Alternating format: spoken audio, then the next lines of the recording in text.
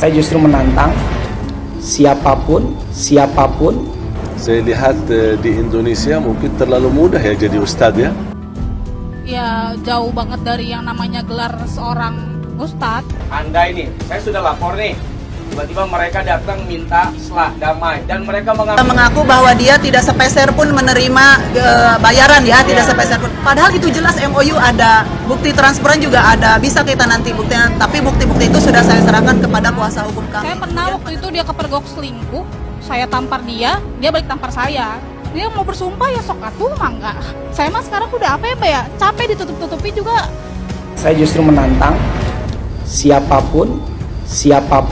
Ini bukan porsi Anda, ini porsinya ulama.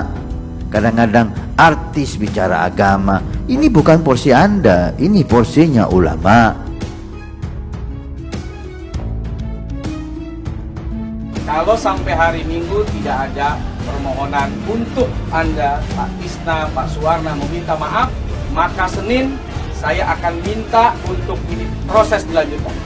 Seharusnya seorang Ustadz Solmed yang orangnya bijaksana, pintar, cerdas, itu sebaiknya ada permintaan maaf lah sesuai dengan apa yang diinginkan oleh masyarakat Cisewu.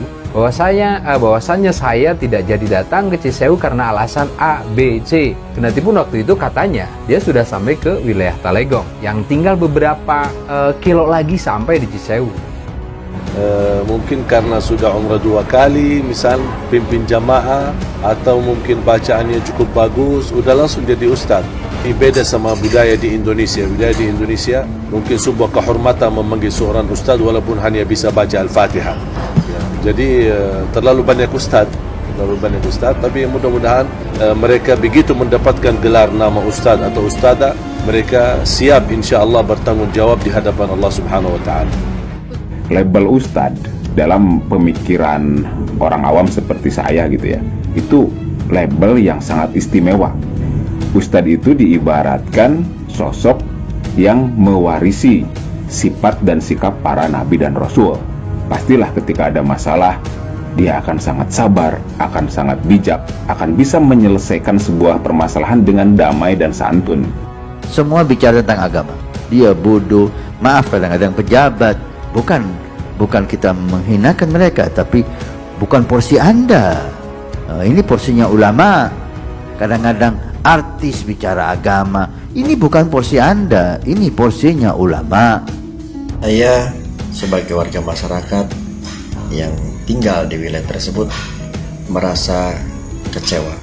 Kekecewaan saya dipicu bukan dari gagalnya saudara Solmed berceramah, tetapi bagaimana cara mereka menyelesaikan sebuah masalah.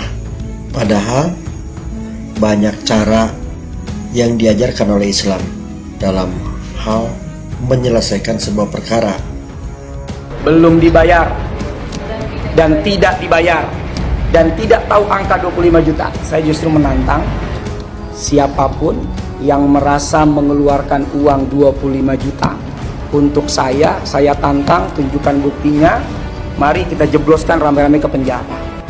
Yang tidak mengaku bahwa dia tidak sepeser pun menerima bayaran ya, tidak sepeser pun. Padahal itu jelas MOU ada, bukti transferan juga ada, bisa kita nanti buktikan. Tapi bukti-bukti itu sudah saya serahkan kepada kuasa hukum kami. Kemudian pada tanggal 15 Maret 2016 baru terjadi transaksi 50% dibayar. Itu memang kesepakatan kita, kesepakatan manajemen Ustadz Solmed dan panitia gitu ya. Jadi memang itu 50% sudah kami bayarkan, 7 juta. Anda ini, saya sudah lapor nih. Tiba-tiba mereka datang minta selah damai dan mereka mengakui salah dan mereka meminta maaf secara publik dengan mengundang teman-teman wartawan untuk disiarkan permohonan maaf mereka.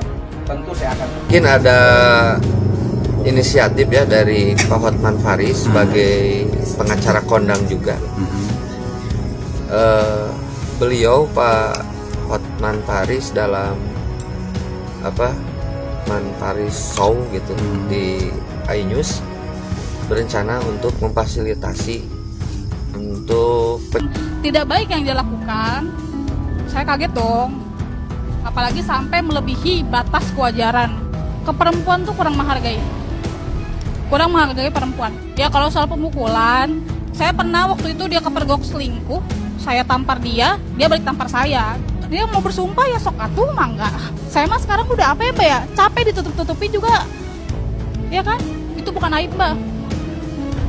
Kebenaran, aibnya dia masih banyak yang ngomongkan. Serius. Saya cuman apa ya, melihat udahlah ini masa lalu. Saya harap mudah-mudahan dia berubah. Kalau masalah aib masih banyak banget. Ya mungkin dia pernah bersikap seperti apa sama saya tahu banget. Karena saya lebih tahu siapa dia. Bahkan mungkin orang tuanya sendiri pun belum tahu. Nggak mungkin kan kalau anak laki-laki bandel di depan orang tuanya. Bandel tuh pasti kalau di depan pacar atau di depan atau istri lebih tahu lah kelakuan sang suami. Bandelnya gimana? Ya itu baru namanya saya bongkar aib. Itu saya nggak mau, udah biarin. Allah juga maha tahu, udah gitu aja.